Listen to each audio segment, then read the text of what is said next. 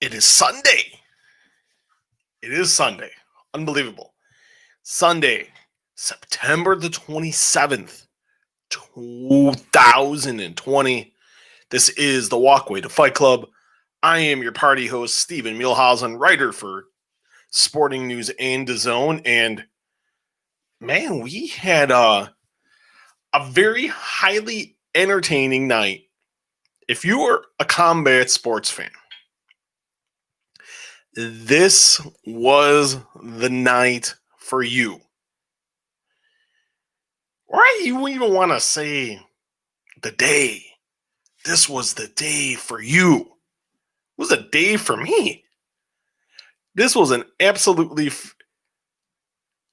You look at the whole day in general. We'll get into it in a moment. Let's break down all the particulars here. If you're watching on YouTube, it's simple, guys. Just subscribe to the Walkway to Fight Club YouTube channel. Hit that subscribe button. And right after that, like the video. If you're watching via Facebook, it's simple. Give a reaction to the video and then also click that follow button, followed by liking the Walkway to Fight Club. Got a couple new followers today, so I want to thank you so much. And this will be up if you guys have to go for one reason or another throughout the podcast. Just make sure. It will be up on audio. It'll be up on iTunes, Google Play, Spotify, radio.com, the iHeart app. Just type in the Walkway to Fight Club. Got a lot of new followers from Slovenia, India, Germany, my mother homeland. So I want to thank everybody for listening. We got a ton of new subscribers, ton of new people listening to the podcast. So thank you guys so much. It really means a lot. I got some cool stuff coming out next week. So it'll definitely be pretty awesome, I think. Hold on one second here, guys. I greatly apologize. No Daryl Rivera tonight, as Daryl is on a much-deserved vacation. So Daryl will be back on Tuesday. So I'm looking forward to seeing Daryl back. I know I did not get a chance to chat with Daryl, so I hope he's doing okay. I think he went to Tennessee, I want to say. So I'm jealous. I can use a vacation. I don't get a vacation. It's kind of hard when you got two kids. You really can't go take a vacation. It's the one thing I've really learned. You don't really get, if you want a vacation, wait till your kids are like 30. I kind of just started to learn, that's how it's going to be. I've become very accepting of that, and I have to learn kids come before you. So I'm like, okay, if this is how we're going to roll, this is how the life I'm going to have. And you know what? I'm more than okay with that because my kids are great. It's definitely worth it. A lot of interesting things going on, and I'll get into those in a few moments, but leave questions and comments. Let me know how you thought about the show. UFC 253, we're going to get into that. A lot of news coming out of that show. We'll talk about the latest with Conor McGregor. We will get into a little bit of boxing as well. And, I wasn't going to, we'll start with this. And there's a big boxing show that just literally ended. That was at the Mohegan Sun PBC Boxing on Showtime pay-per-view, highlighted by the Charlo brothers, Jermell and Jamal Charlo. I got a lot of flack. Now, I haven't seen the show. I heard it was pretty good. I really haven't seen. I know the Charlo brothers. I know Jermell and Jamal won.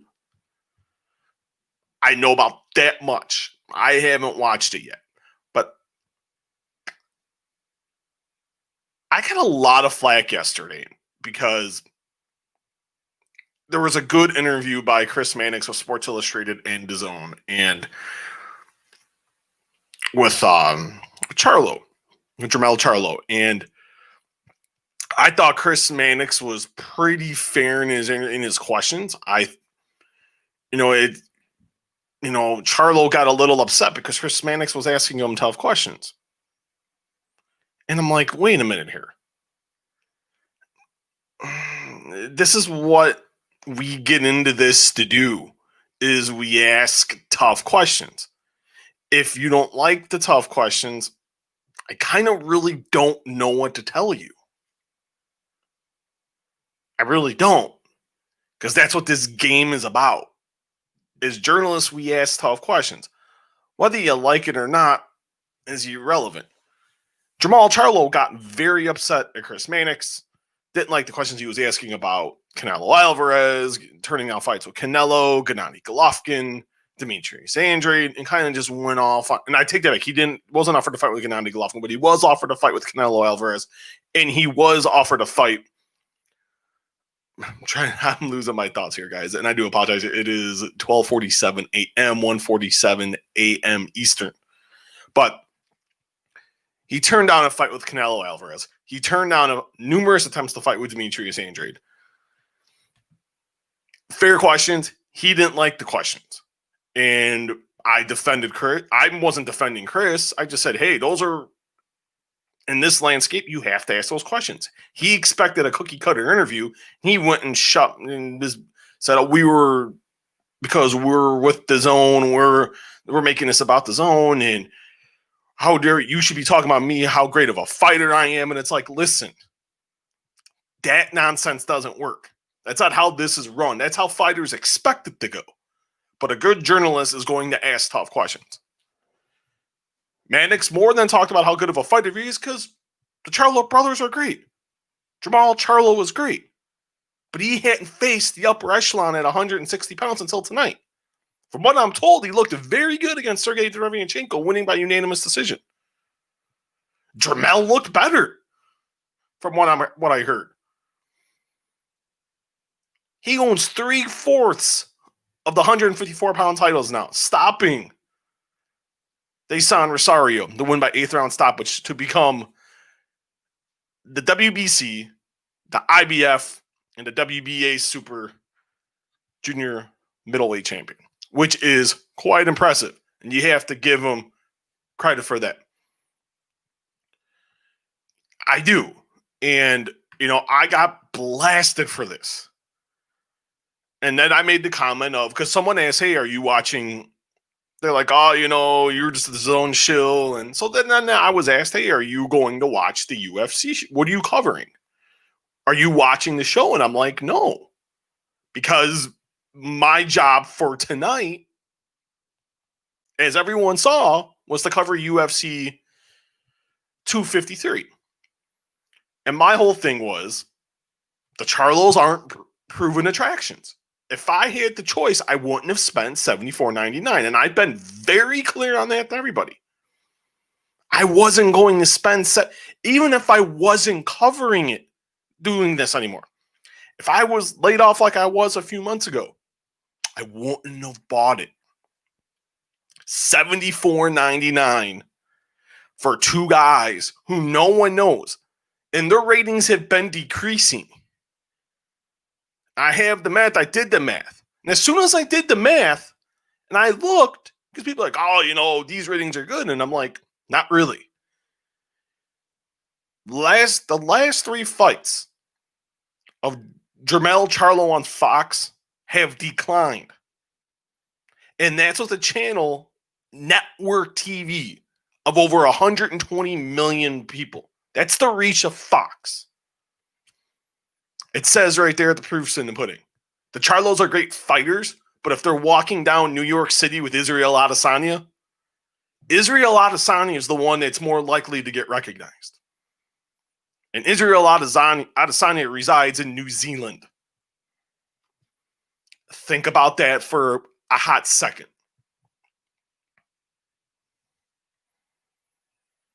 It's the truth.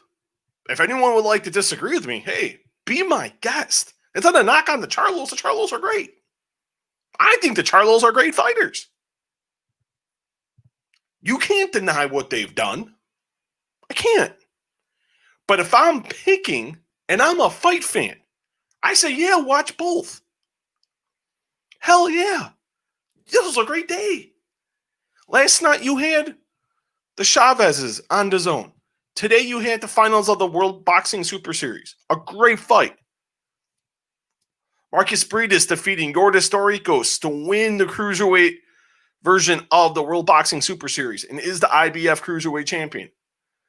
Josh Taylor blasting through Kong Song within 3 minutes. The UFC show, the Charlo show. It's a Charlo doubleheader. A great day for combat sports. And you had the PBC people out. I knew they were bots. I knew not all of them were bots. But they were trying to bash me, calling me a DAZN shill. I wouldn't spend $74.99 on unproven commodities. No offense, great boxers, but the casual fan, or even, you can even say not even semi-casual fan,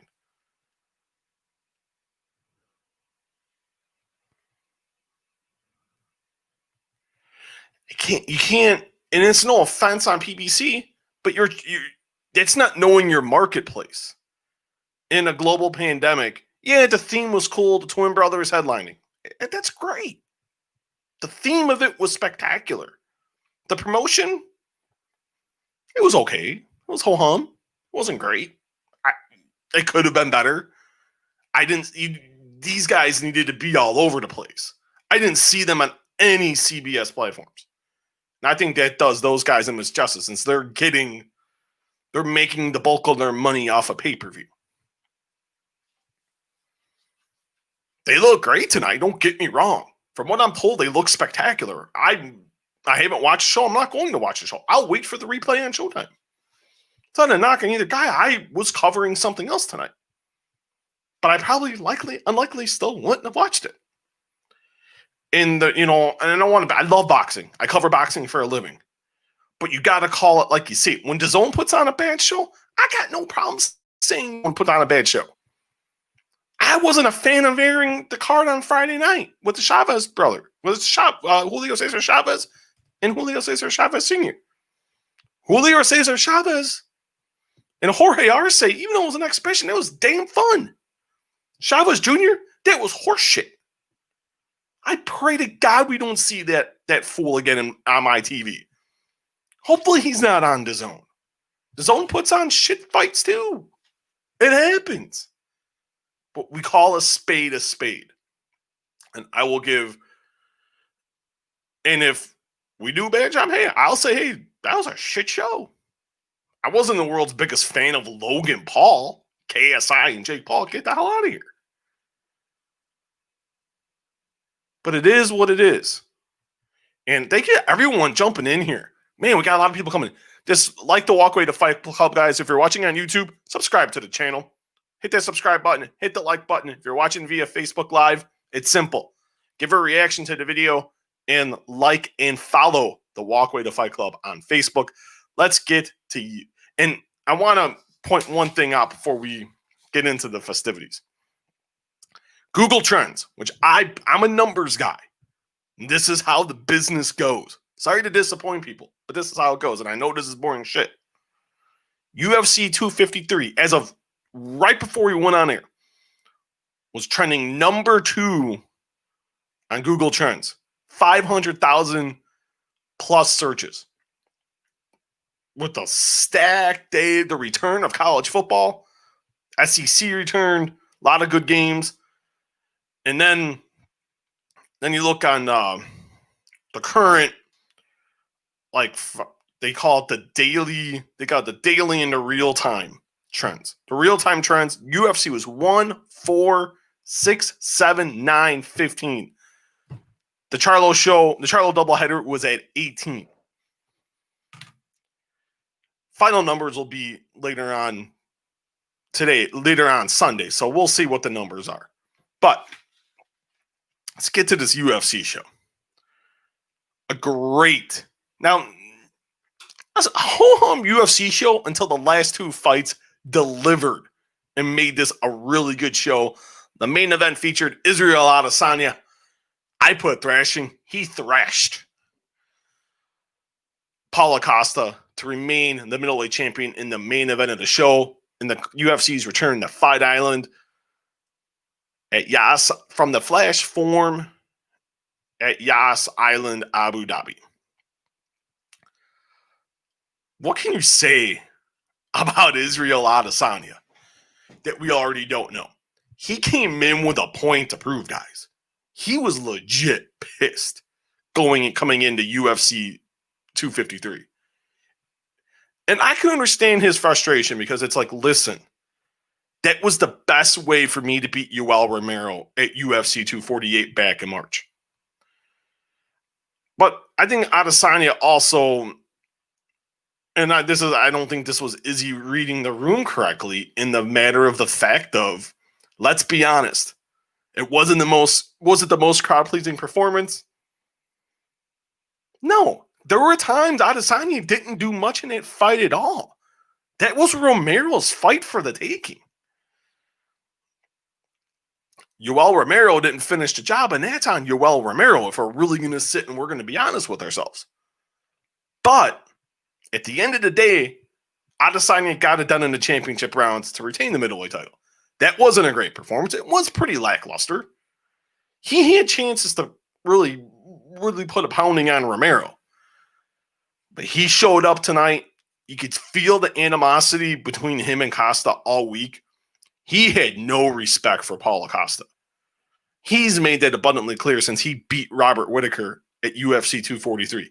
I don't like this guy. I will beat this Ricky Martin lookalike. He's on steroids. I'm going to pop the balloon. You name it. Israel Adesanya said it. He wasn't happy at all. And you can't really blame him. He knew what was on the line here. He really, really did. And he knew he had to put on a spectacular performance.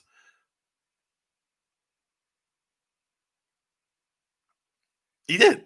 Plain and simple. Because if he didn't put one on, he was really going to get severely questioned. He came out from the jump and came out with a fantastic game plan. As he beat him into basically into submission to win by second round TK at the 359 mark of the second round to retain the UFC middleweight title. He came out with a game plan. It was, in all essence, it was the perfect game plan. Didn't touch gloves at the beginning.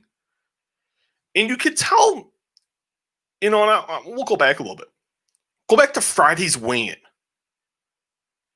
where Costa's wearing the black belt, and then he takes the white belt out, and he throws it at Adesanya, who tried to chuck it right back. Dana White got in, and it was a big brouhaha. They had to be separated by security. You could see then, and I'm thinking about it now, and I'm thinking about the fight. Adesanya had that fight won there. Costa you could only see during these stare downs, these final ones and it was like, this fight's over. And if you sit and think about it, this fight was over. Adesanya already had Costa mentally beaten. And that showed when they walked in, because you could see Costa looked extremely nervous. Adesanya was cool, calm, and collected. And when Adesanya walked in the octagon and he's walking around, Costa's trying to get at him. And think about that. Try to go at him and you're like, okay. The mental warfare had begun Friday. Adesanya had that fight won by the time that bell rang. And then Bruce Buffer's going through the ring intros. Costa's like walking right close to Adesanya and flexing like the Incredible Hulk.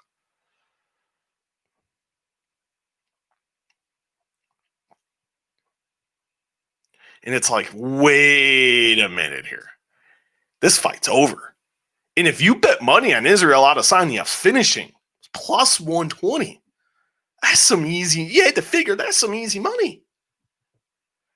I had some people texting me saying, hey, A sizable wager on Adesanya winning the fight inside the distance. And good for you guys if you are watching, because you think about it, and as soon as like you've seen that intensity from that, the way Costa was acting and how composed Adesanya was, you're like, this fight's over.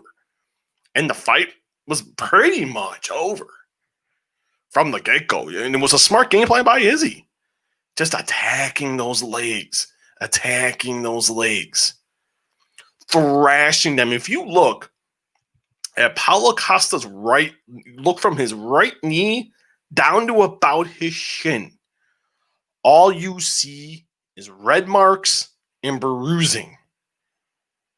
Think about that. We also seen that in the co-main event, and we'll get into that in a few moments. But good Lord. It was a smart game plan. He chopped down the tree. He chopped down the Hulk tree. I mean, I called it, I forget what I called it in my article. But just went attacking the legs. Then he would throw a kick to the body. Then he'd try to throw a head kick. Then he's throwing the right hand. Just mixing it up. Just getting in Costa's head, because he knew, I already have this fight mentally won. I just now have to physically get in there and do it. And then you see Costa, anytime Adesanya landed a good kick, Costa shaking his head, no. Then he's trying to dance, and the fight was already over. You see that, you have that fighter is mentally weakened, and you have them right where you want them. And look at Adesanya came out in the second round. And look what Adesanya started to do, I thought was great. He started, now he continued, he was persistent with the kicks, but what I thought also, then he followed that up, started going upstairs, started landing that left hand, landed the right hand, more body kicks. It was in my mind, I was like, okay, this is only a matter of time, because then you see Costa slowing down. Costa wasn't doing much to begin with, which was really baffling. He didn't come out there like a blaze of glory like he usually does. And from there, guys, Costa threw 11 punches. He connected on 11 shots. 11 strikes. Think about that. 11. This wasn't a matter of fact of he threw 71 and connected on 28. He connected on 11 strikes in 9 minutes, just about 9 minutes of action. He thwarted Paulo Costa. He had that fight won mentally at the weigh-in. By the time that bell rang and he started chopping down Paulo Costa's legs, he bullied the bully. And it showed as the fight went on. Strike. Then that beautiful left head kick. And that was the beginning of the end. And I give Costa credit. It split him open. But Paulo Costa stayed upright. Most guys would have fell and crumbled. But then I give Costa, he tried to come back, but he threw a left hand and those legs just gave out on him. The left hook, short left hook by Izzy, dropped Paulo Costa to the mat. A couple ground and pound punches later, Israel Adesanya is shaking his tail feather and remained the UFC middleweight champion. He's got some good dance moves. Give Israel Adesanya that. I need to talk to him and learn and see who he's getting his dance tips from, because I think, man, it's a good dancer. I need a little bit of a beer, guys. I'm sorry. Thirsty. Worked all day, guys. Saturday night's fight night. But a great performance by Israel Adesanya. A good rebound performance from... There were people that doubted him. Did I? A little bit. Because I know how great he is. but I felt he gave Yoel Romero way too much respect. And I'm on, I look at the Costa fight when Romero fought Costa. I thought that was the best way to beat Yoel Romero, just constant pressure. And Izzy just gave him way too much respect, I felt, in that fight. He made a definitive statement here. He didn't even shake. And Costa knew, and it was the thing that Costa was on the ground, and he's just like, man, he felt like he gave it away. Paulo Costa's going to look back on this fight, and he's going to realize, I gave this fight away. I'm not saying Paulo Costa would have won, but Paulo Costa could have given himself a better showing than he did. Because Paulo Costa should, and if we're just going to be honest, and that's what you get from me. Not many journalists are like that, unfortunately, and I don't know why, but there's a lot of great journalists out there that do. He's going to kick himself and be like, why in the hell wasn't I thrown? He didn't go out on his shield. He went out on his shield when it was already too late and the fight was over. When he absorbed the head kick, you're thinking, okay, he sees his own blood. He tried to come back.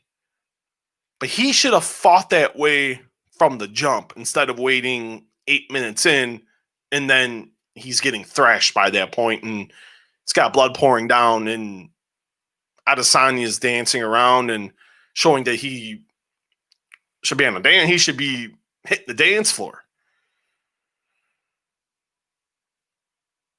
But a great performance by Israel Adesanya to retain the UFC middleweight championship, 20-0. Think about that. 20-0. 9-0 in the UFC.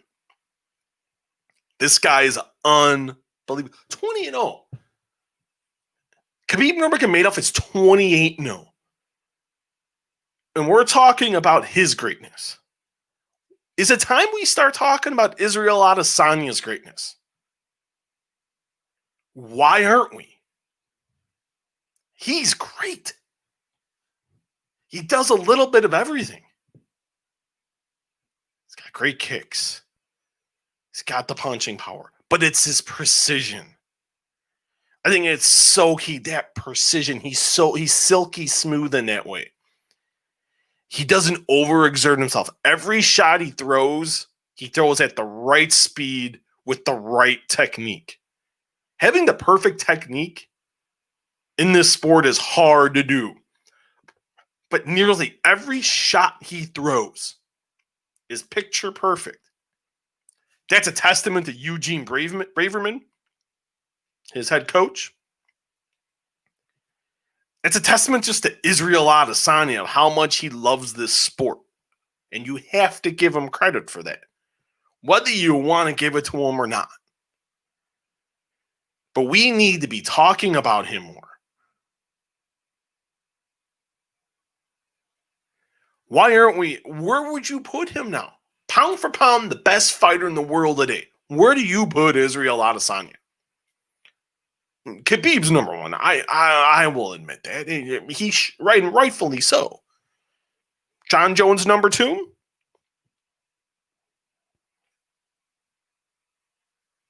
Okay. Is Adesanya three? Cejudo's allegedly retired. I'll believe Henry Cejudo's retired when Henry Cejudo stops taking USADA tests.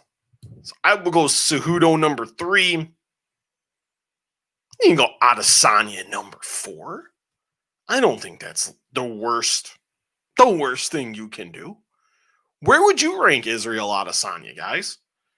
Got a lot of people jumping on, and I greatly appreciate it. I'm having a lot of fun. You guys are just rocking and rolling here.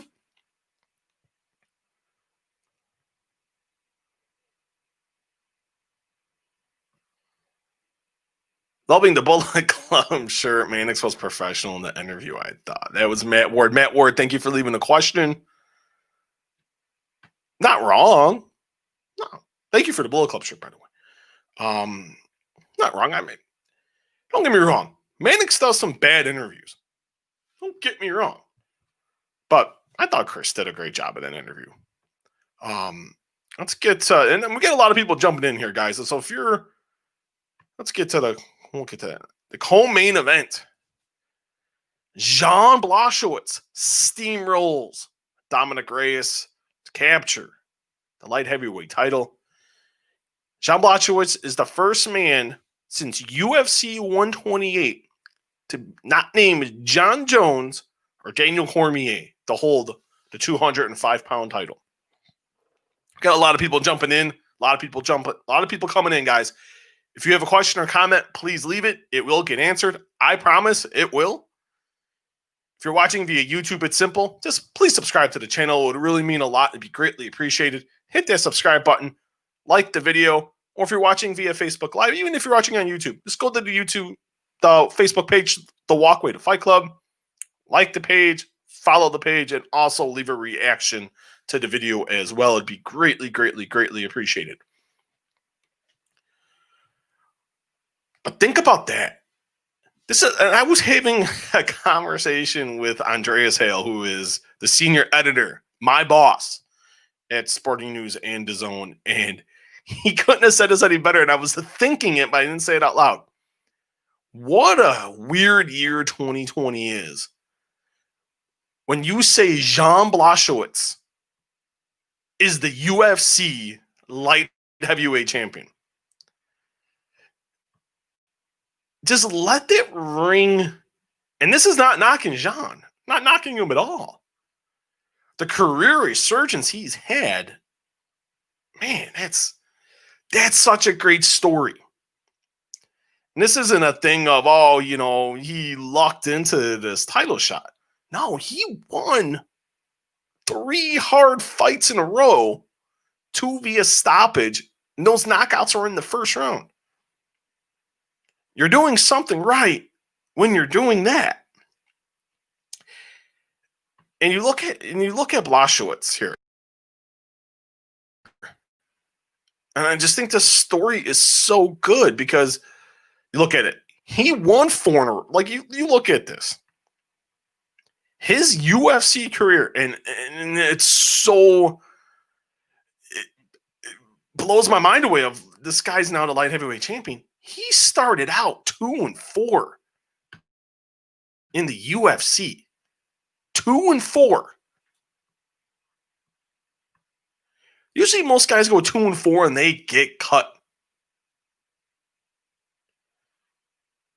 Lost to Jimmy Manuwa. Lost to Corey Anderson. Beat Igor Prokopchuk. Lost to Alexander Gustafsson. Lost to Patrick Cummins. But then, good God, he won 4 in a row. Beat Jared Cannonier, who could be next for Israel Adesanya. Avenged the loss to Manuwa. Submitted Nikita Krylov. Then he suffered a setback. He got stopped by Thiago Santos, and he hasn't lost since. He's 8-1 in his last 9 fights.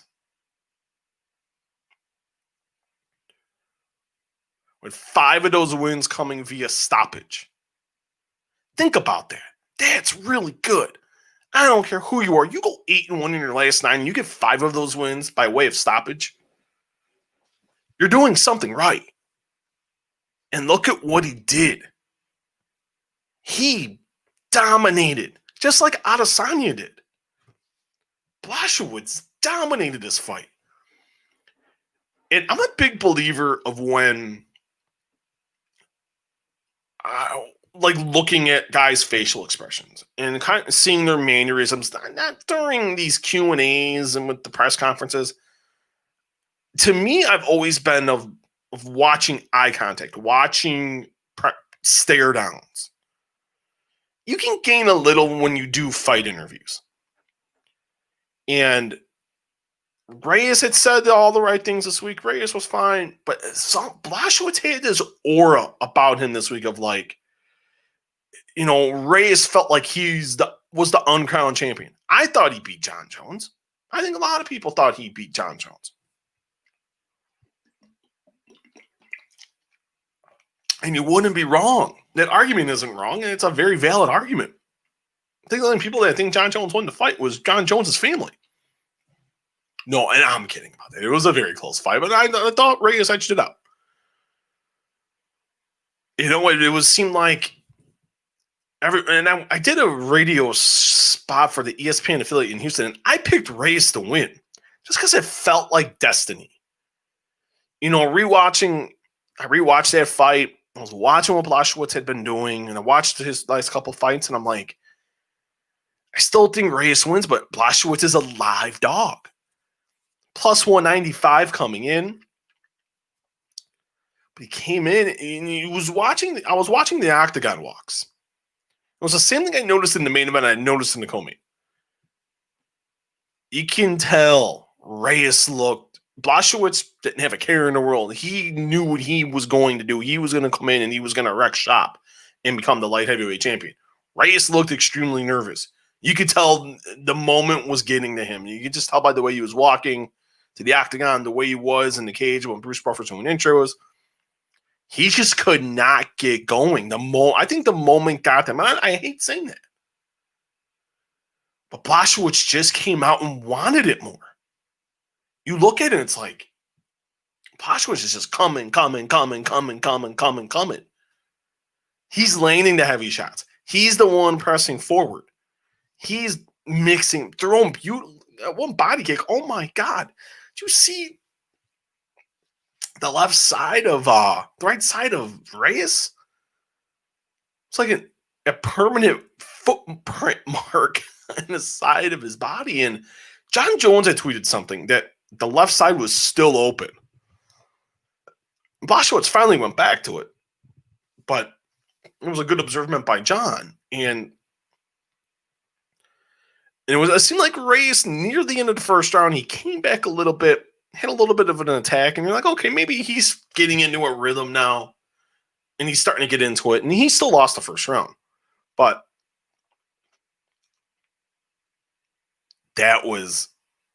and Blachowicz just kept pouring it on. It was a straight right hand, left hook, and Reyes, that left hand tonight with everybody. It was a sneaky, it was a right hand, and then just an overhand left, like a real funky overhand left. That staggered Reyes, and then Blachowicz put him away. And a great performance by Jan Blachowicz. And you can tell for a moment he was like, I won the fight. And then like the moment hit, and he was like, shit, I'm the UFC light heavyweight champion. And it's a testament that hard work does pay off. Where many wrote him off. And they did. He wasn't even think about that. He started out 2-4. 2-4. 2-4. Think about that.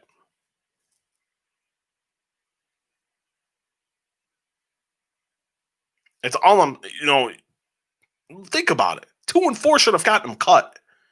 But he didn't, and he's made the most of that opportunity. He's won 8-9.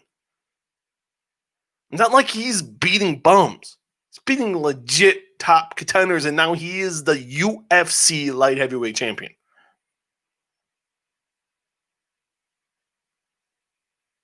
And Jon was congratulatory. He congratulated Blachowicz. He made sure he got his licks in on Reyes. But what is it? And I got texted this question, and I thought it was quite interesting. What does this mean about Jon Jones? He couldn't put Reyes away and struggled mightily. I gotta give that's where I give all the credit to Blachowicz. And that also means, is Jon Jones declining? I think that's a legit question we have to bring up here. Is Jon Jones declining? And John Jones tweeted 9 minutes ago, would you guys be annoyed if I went back and grabbed my belt real quick? Oh, I love it.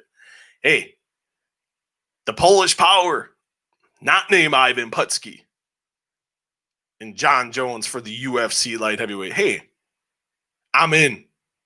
I think Jones will do it. No. But I'm in. I'm in. Who else is in?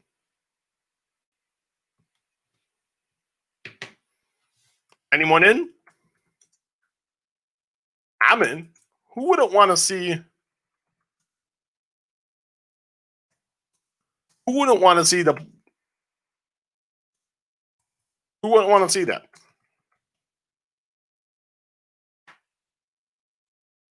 I would. I'm sold now. I wasn't sold before, but what does it mean about Jones, though? I just think that's interesting. I really do. What's next for Blachowicz? I don't know. Can you go back? Can you run it with Jones? And I would think Blachowicz is going to take the rest of the year off. I wouldn't expect a title defense right now, the remainder of the year. I think he's going to go back to Poland. He's going to drink some vodka. He's smart if he does. And take some much needed time off. It's well deserved for the performance he put on tonight, the year he's had. 2 fights, 2 stoppages. He's the light heavyweight champion. He's the man at 205. I think he sits back. I think he waits on the winner of Thiago Santos and Glover Teixeira, which is scheduled to take place finally on November 7th. I would have to say that is the next route. I would think that's the next route for Jan Blachowicz. You got that fight. You got Rakic, who just beat Anthony Smith. I'm not really keen on that yet. Pirajaka. I would like to see Pirajaka and Rakic fight. I think that's a banger. But I think the winner of Teixeira and Glover Teixeira and Thiago Santos, I would have no problem with those. And I think that's the route the UFC would go. Either one of those fights, whoever wins, those would be bangers. It would be fun. So, there is now a new champion in the Ultimate Fighting Championship, not named Jon Jones or Daniel Cormier. Let's kind of go over the prelims really quick. Danilo, and I'm not going to break down a lot of these. Danilo Marquez defeated, and the rest of the show, it was okay. It wasn't bad. It wasn't the most thrilling show, but it wasn't bad. Danilo Marquez defeated Kaitis Agabrimov by unanimous decision, 30-27 and 229-28. I like this fight. Juan Espino defeated Jeff Hughes via submission to a scarf hold, which is a bulldog headlock choke at 3 minutes and 48 seconds of the first round. I like what Espino did, and he got the fight to the ground, got right into side control, and just like put him in like a side headlock, like a bulldog choke / headlock type of maneuver. Tapped him out. Very, very slick. I was very impressed with Juan Espino. A little heavyweight that you need to watch out for. Someone that I think you guys should keep your eye on. William Knight defeated Alexa Kammer by unanimous decision, 230-27, 29-28. Very, very impressed by William Knight. He's got good, solid hands. His ground game, pretty impressive. Almost finished Kammer in the second round. He had a good Kimura. If he would have gotten that with like 30 seconds left instead of like 10, I think he would have finished the fight in the second round. But a good performance by William Knight. Ludwig Klein defeated great UFC debut, defeating Shane Young 1 minute and 16 seconds in the first round. Man, it was a beautiful head kick, left high kick, finished Shane Young. But Klein won't get a performance of the night because he came in 4 pounds overweight. These fighters, there was another fight on the show, and we'll get into that in a minute. I don't get what these fighters missing weight. This isn't a fighter has one job to do, 2 jobs to do: train hard and make weight. You don't make weight that's disrespecting your opponent, and that's what he exactly did there. Jake Matthews defeated the living legend Diego Sanchez by unanimous decision, 30-26s across the board. Great performance by Jake Matthews. I think it's time for Diego Sanchez to retire. I know he hit 3 of 4 coming in. Diego looked old. He looked slow. Looked out of shape. That's not the Diego Sanchez we all have loved to see fight in the last 15 plus years. He didn't look good in all in this fight. It was a great performance by Jake Matthews. I thought a solid performance by Jake Matthews. Good. Only 26, which is mind-boggling.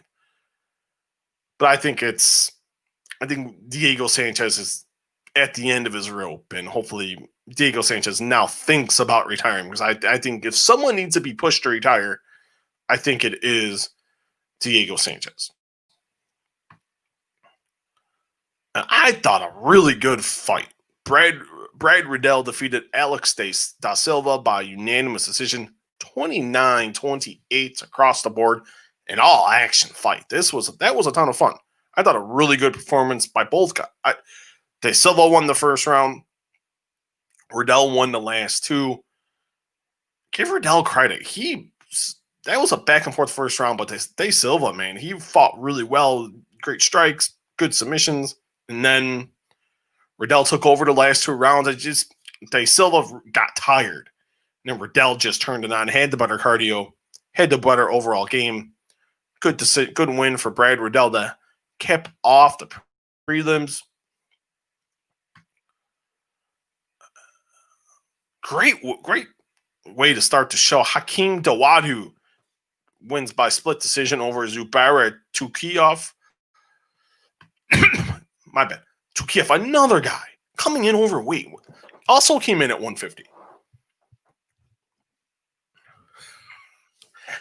I think I wonder if Tukhugov and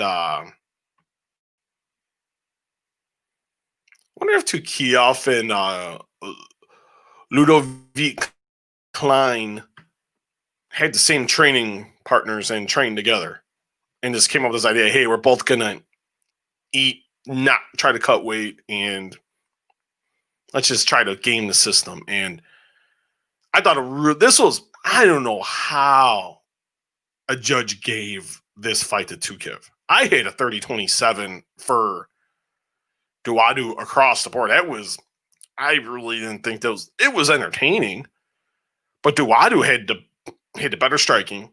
He stuffed the 95% of Tukhugov's takedowns.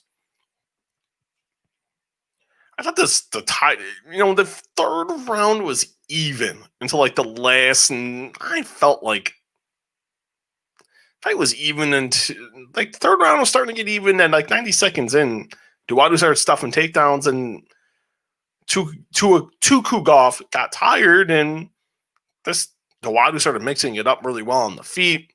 Not a fan of the obscenities or the trash talk, but since you could have made a case Tukhugov won the second round, because you never want to leave the fight in the judge's hands. Just the way the judging is in combat sports in general, because it's godforsaken awful. But he did enough to get the job done. I thought a really good performance. He's won 5 in a row from Bret the Hitman Hart's hometown of Calgary, Alberta, Canada. And Bret Hart tweeted at him tonight, wishing him luck. So I thought that was really cool, and a really good performance by Dawodu. 5 in a row. He's got to be ranked, because now he's 12-1-1. Hopefully he is ranked next week and gets a ranked opponent his next time out. Battle of top 13 women's bantamweights. Caitlin Vieira gets her first win in 30 months, defeating Sijara Eubanks by unanimous decision, 29-28, 29-28, and 29-28. good to see Caitlin Vieira get back on track. It's been a rough go for her since her last win in March 2018, and she was out for a year and a half, got knocked out in the first round by Irene Aldana back at UFC 245. More injuries. She was out for 6 months.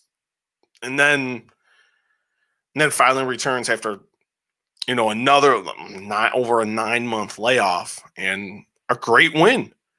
On her striking, even first round, striking got more crisp as the round went on. A key takedown in the final 15 seconds.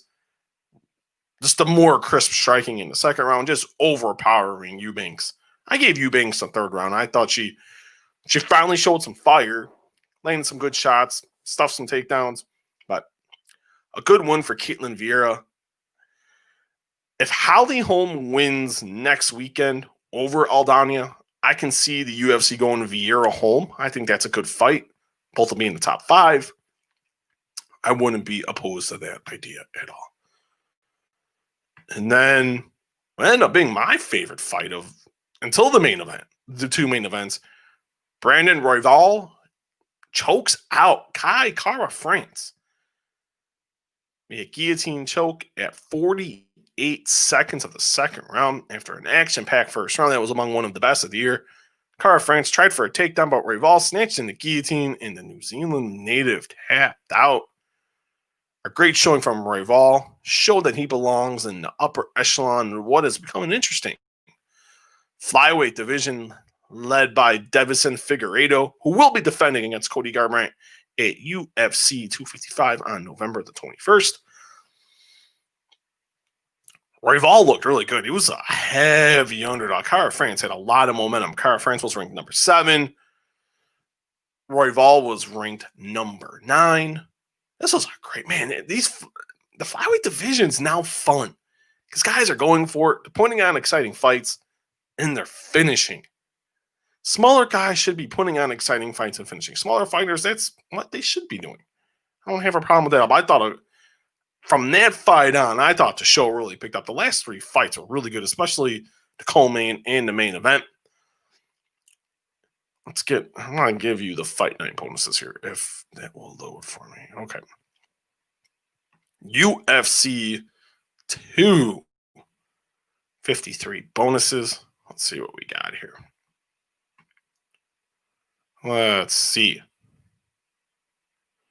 Israel Adesanya, Jan Blachowicz were both awarded $50,000 performance of the night bonuses, and the fight of the night went to Royval and Kara France.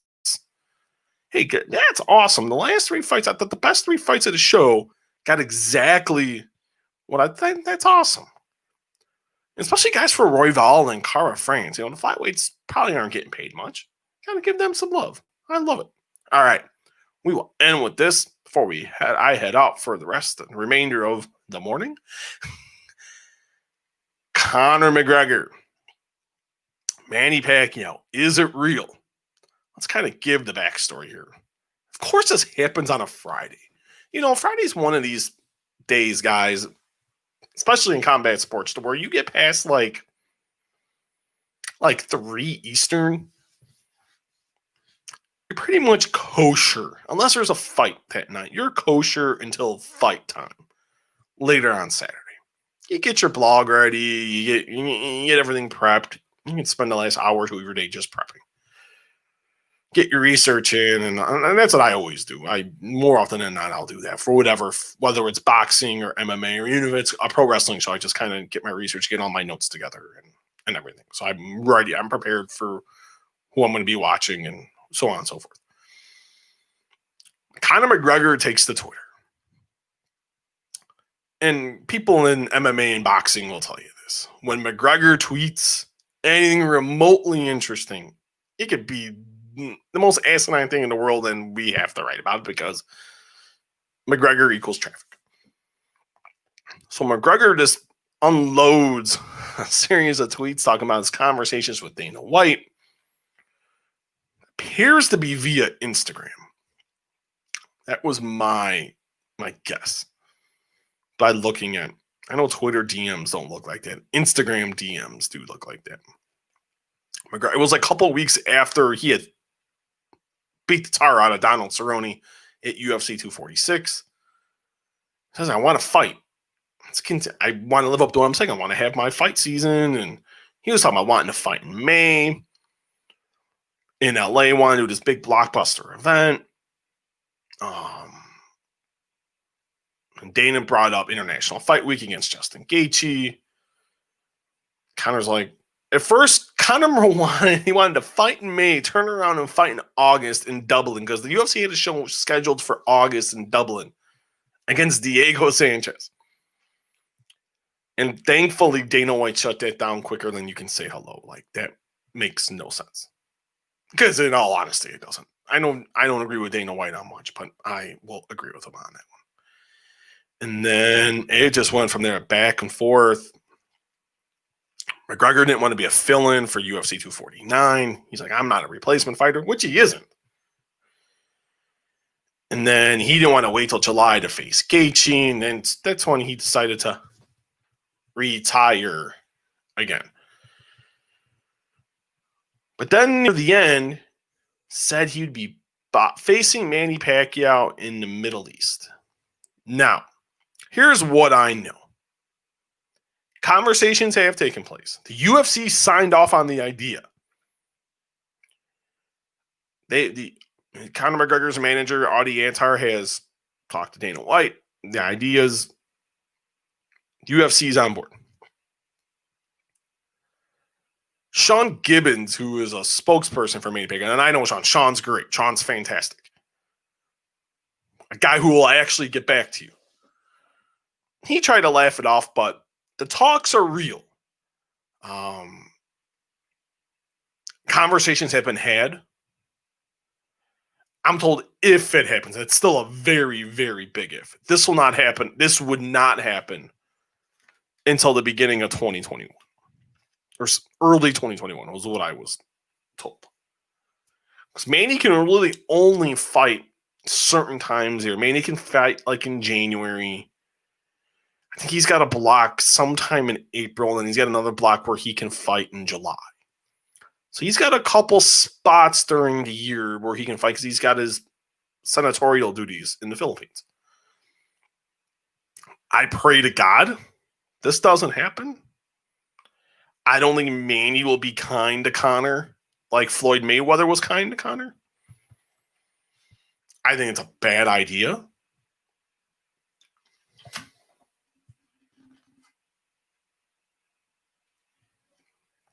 Sorry about that, guys. I get why it would happen. Everyone makes a ton of money. We get a ton of traffic. I make more money. You make, in the fans, you guys get to see a spectacle. The Middle East has been discussed. That I do know as well. But I still put this as extremely low. Like, I would go 75-25 of this not happening. And there's no reason for this. There's not. Can it happen? Sure. We've seen Mayweather McGregor, and I will leave it at that. But I would highly doubt we would see Manny Pacquiao and Conor McGregor. Because if it does happen, and I agree with Freddie Roach in his tweet, he'll knock him out quicker than he knocked out Ricky Hatton, and it would be more violent. And it would. And I think the fight would end within 3 rounds. That is just my opinion. All right, let's get to a couple of these comments here. Iman Najaro Day. Hi, Steve. Miss you. I miss you too, Iman. I miss you too. Thank you for leaving a comment. Hope all is well. Another comment from Matt Ward. Matt Ward, thank you so much. UFC trumps over boxing if they're not mainstream popular. See, I've always said this. Boxing, it's so weird because the numbers are so funky on this to where when it comes for like page views and unique page views, and I know I'm going really in the weeds here. Boxing More often than not, how does the UFC. But when you look at ratings, the UFC delivers better ratings and pay-per-view buy rates more consistently than boxing. It's so weird. It makes no sense if you really sit and think about it. But it is messed up. It really is. It boggles my mind. One more comment from Matt Ward. Heyman made Jey Uso a star on SmackDown on Friday. You know what? I have not watched SmackDown yet. I keep hearing him. I caught a video clip of Jey Uso's promo, and I heard it was great. And the 30-something seconds I saw, it was great. I do have to watch SmackDown because got a show to do tomorrow night. So I will, I got to somehow figure that out. But that is going to be it for today. Man, a lot of people jumped in. A lot of people watched tonight. Thank you guys so much. I know it's early. It's 1:42 Central, 2:42 Eastern, and 11:42 Pacific, and 12:42 a.m. Mountain Time. So thank you for everyone who watched.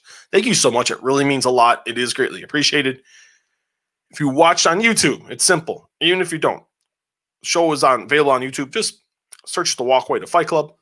Subscribe to the channel. Like this video as well. It would really mean a lot to me and be greatly appreciated. Watching on Facebook, I have a Facebook page. Just type in, hit the wrong button. Just type in the Walkway to Fight Club. Boom, you're right there. Like the page, follow the page, and also leave a reaction to this video as well. You can find, we have a Twitter page at Walkway Fight. Also an Instagram page, Walkway to Fight Club, all in lowercase letters. I am going to edit this extremely quick. And this will be up on all your it'll be up for audio within 30 minutes. So 30 minutes after, within 2:15-ish time, this podcast will be up on audio, iTunes, Google Play, Spotify, all your favorite podcasting platforms. Appreciate everyone around the world who has watched. It means a lot. It's greatly appreciated. Download, rate, review, and subscribe. It is very, very important you do that. My Twitter at Muehlhausen JR. Follow me on the old Twitter machine. I'm tired. It is time to get the heck up out of here. I will see you guys tomorrow night as I recap WWE's Clash of Champions. Roman, as Matt Ward discussed, Jey Uso challenging Roman Reigns for the Universal title. Drew McIntyre defends the WWE title against Randy Orton, and a whole lot more. It's a 9-match show. The kickoff show starts at 5 p.m. Central, 6 Eastern, and 3 Pacific. I will see you guys tomorrow night following WWE Clash of Champions. I am Stephen Muehlhausen, and I'll talk to you guys next time. Peace.